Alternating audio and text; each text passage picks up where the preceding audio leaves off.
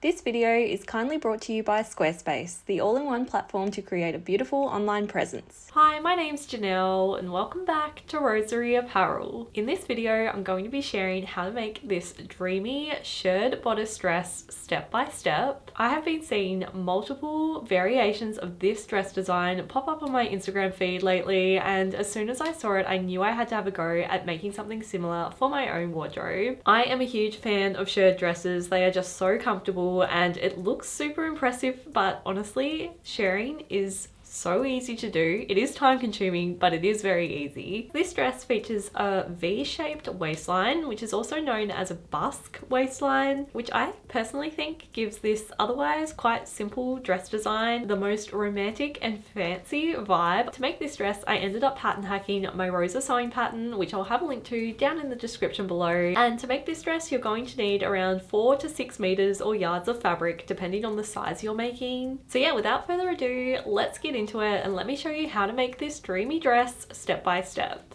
So as I mentioned, this dress is a pattern hack of my Rosa sewing pattern, and start by cutting out the template pieces in a size smaller than your usual size. Take the bodice front template piece and lengthen it by 6 centimeters or 2.5 inches.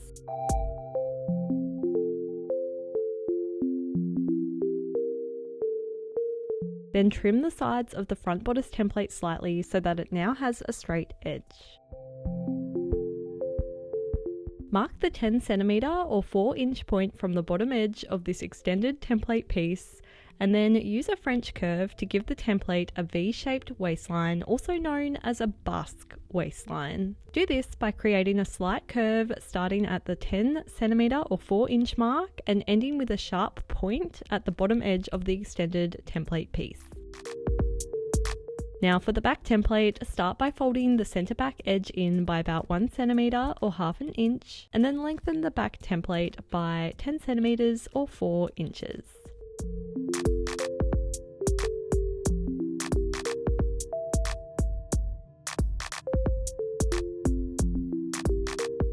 Use the front template to trace out an identical V-shaped curve onto the back template.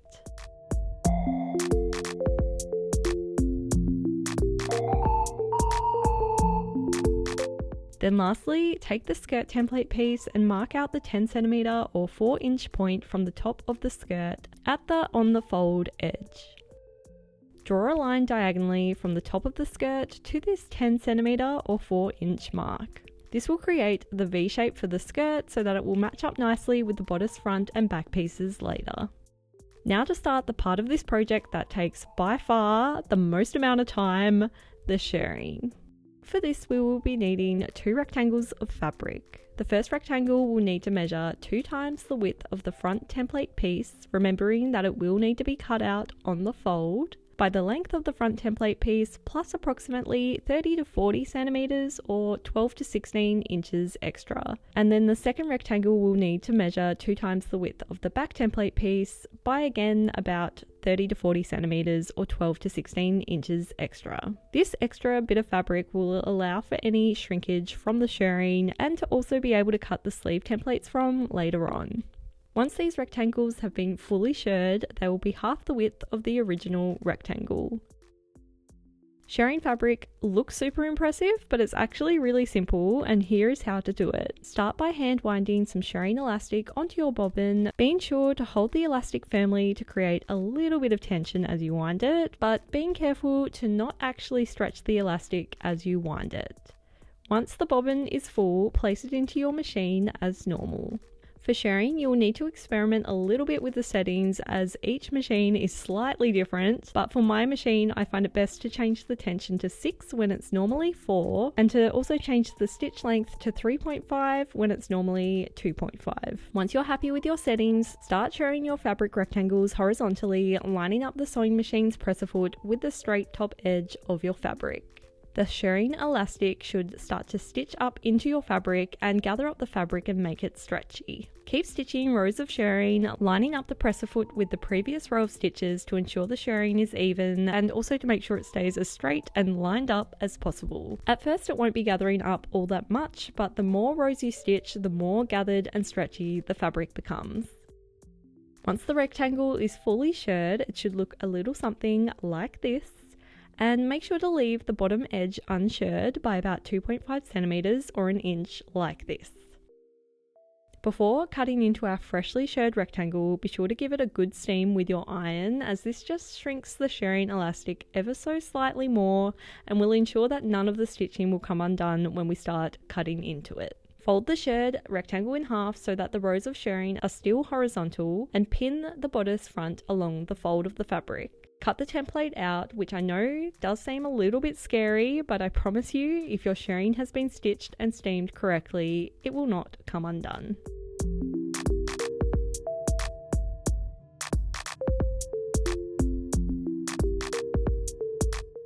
Use the leftover shirred fabric to cut out one of the sleeves, being sure to line up the bottom of the sleeve template with the unshirred ruffled edge.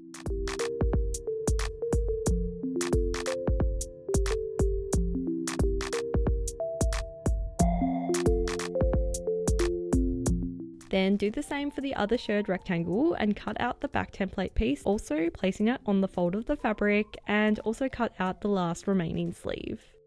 And you should now have a nicely shirred front and back piece, as well as 2 shirred sleeves with a cute little ruffled edge detail like this. Before we get on to the next step, let's just take a quick break to talk about the sponsor of this video. This video has been very kindly sponsored by Squarespace, the all-in-one platform to create a beautiful online presence and launch your passion project. Squarespace makes designing a website easy with their range of beautiful templates to choose from. Once you have chosen a template, you can then change it up as much or as little as you like to create the website of your dreams. You can change everything from the overall layout of the website to all of the fun little details like the fonts and colors with just a few clicks, no knowledge or background needed in coding whatsoever. And now designing a website is even easier thanks to Squarespace's new AI integrated design system called Design Intelligence. Simply answer a few questions and design prompts, and Squarespace will build you a customized website from the ground up that has everything you need to run your business successfully. And in a world of ever-changing algorithms and ads being fed to us all of the time, I cannot begin to explain how comforting it is to have a quiet corner of the internet that is completely my own, where customers can learn about my brand and shop my products without distraction. It is just another one of the many reasons why I love Squarespace so much. So if you'd like to create a website of your own, then I totally recommend you go and check out Squarespace using the link in the description below this video and take advantage of their free trial so you can test out just how easy it is to use for yourself. And then when you're ready to launch your beautiful new website, head to squarespace.com/Rosery Apparel for 10% off your first purchase of a website or domain. Thank you so much Squarespace for sponsoring this video and for being such an incredible supporter of my channel. Now to actually start stitching up this dress. Take the remaining leftover fabric and cut out 2 of the skirt templates, being sure to place the shorter edge on the fold of the fabric. One will be the skirt front and the other will be the skirt back.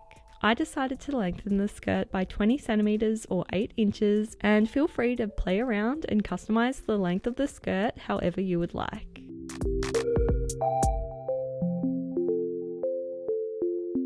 Next, cut 4 of the pocket templates and overlock or zigzag stitch the raw curved edges. With the right sides of the fabric facing, place the pockets along the skirt edges approximately 10 centimeters or 4 inches from the top skirt edge and stitch them in place.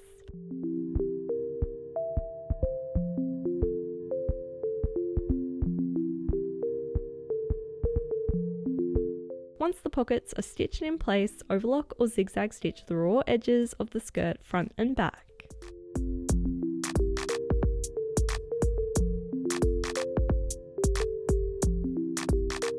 Next, we need to stitch the skirt to the bodice, matching the V-shaped waistline together, and to do this, start by matching up the point of the bodice to the V-shaped point of the skirt and place the sewing machine needle into the fabric at that point. Then stitch the bodice to the skirt, gently pulling the shirred fabric flat so that it lines up with the skirt as you sew. As the skirt is stitched to the bodice, it will begin to gather up thanks to the elastic of the shirring.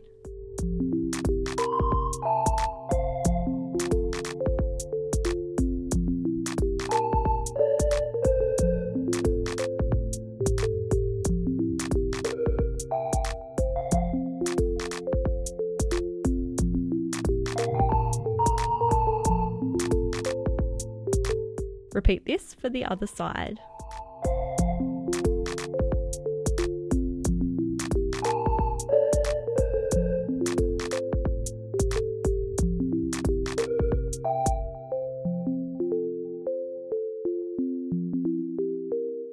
Once stitched, overlock or zigzag stitch the raw edges of the V-shaped waistline. And your dress front should now look like this, and repeat this whole process for the dress back. With right sides together, stitch the dress front to the dress back along the shoulders like this.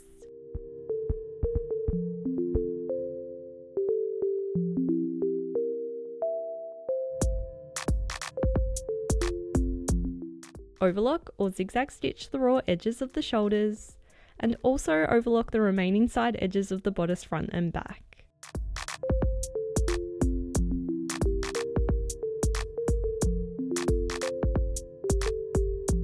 Before attaching the sleeves, also overlock the side edges.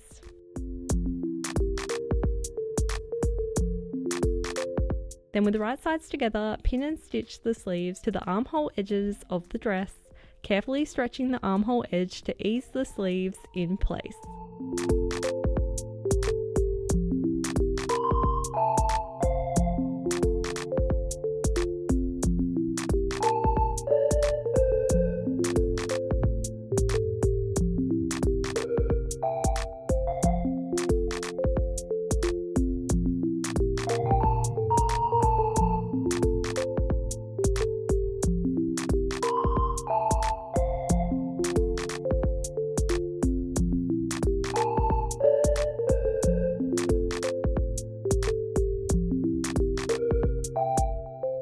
Once the sleeves are attached, flip the dress so that the right sides of the fabric are facing, and then pin and stitch the sides together like this.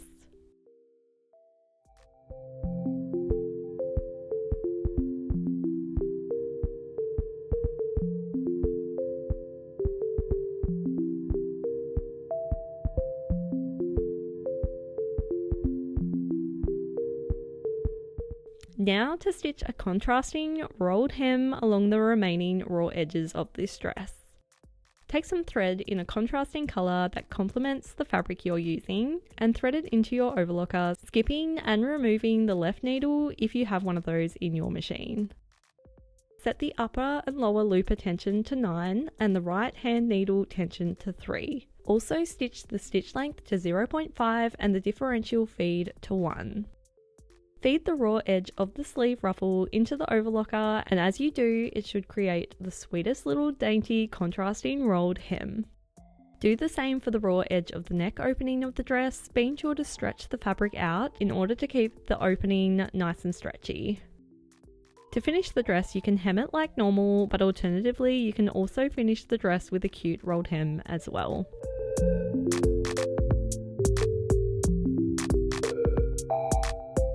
And the raw edges should now have a finely stitched contrasting detail and should still be able to stretch nicely with the shirred fabric. So, how does this finished dress look?